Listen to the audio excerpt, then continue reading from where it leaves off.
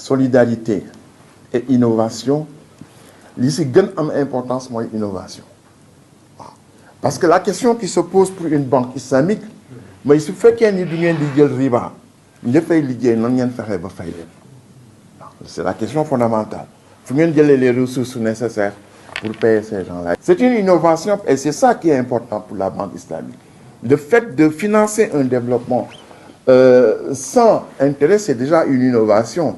Moo tax yéen itam su ngeen indee innovation le financement d'une centrale solaire déjà c'est une innovation dans une innovation. C'est le couronnement de toute une vie où j'ai travaillé au sein d'une institution financière sans intérêt. Et cette institution financière accompagne Mohamed Ali ba tey dem au Fonds monétaire international dem à la Banque africaine de développement dans la banque mondiale tu vois parce que ils ont été séduits.